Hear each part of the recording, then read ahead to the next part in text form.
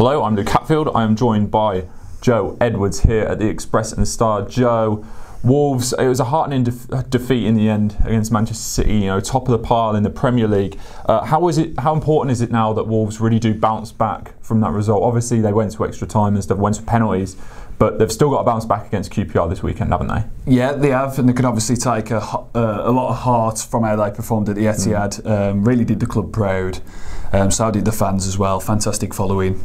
Really sung their hearts out all night. And yeah, they're just, I mean, you know, especially being, you know, pretty much Wolves' second string. When you look at it, you know, the players to come back in for the weekend. You know, your Ruben Neves', Diogo Jota to come back in as well. But yeah, for me, only positive to take from it. The one negative was, you know, that they didn't take the chances. Brighton and Bakary obviously being, you know, very apologetic for that.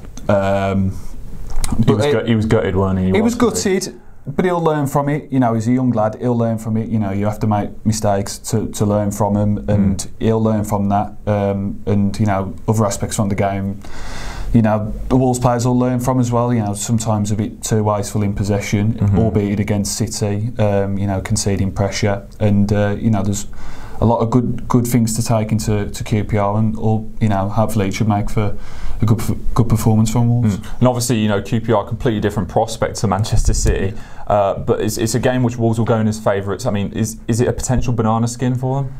It is, yeah, because Loftus Road, it's not an easy place to go.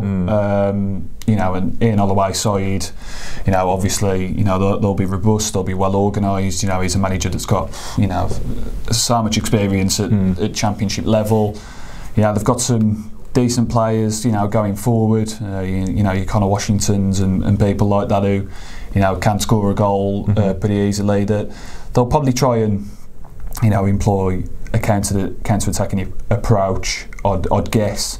You know, they've got pace to possibly trouble Wolves going forward, but you know, like Wolves have proved, if they can be at it, or even 90-95% at it, then they've got a very good chance of getting a result. Yeah, and then a lot of the team who did play in that midweek game, they've impressed Nuno, they've impressed the fans, they've impressed the people who watched the game as well. I mean, have they given some food for thought for Nuno now? I mean, some of the players you're going to see coming back in are the likes of Neves, the likes of Jota, but could someone else really sneak their way into that squad now?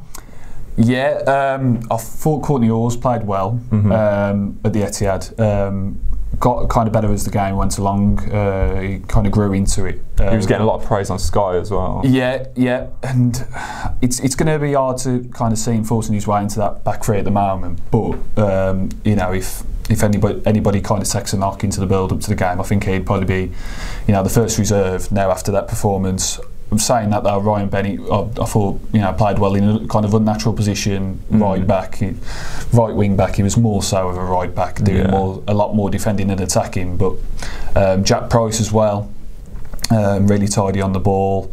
Connor Rowland did himself no harm coming off on the bench. So, you know, there's plenty of competition for places. Obviously, you don't want to change a winning side too much. You know, the side that's been winning games in the league. But yeah, plenty of options there if Nuno needs them. Yeah, so Wolves tasked with bouncing back now after that heartening defeat against Manchester City. For all the latest, make sure you stick with expressandstar.com.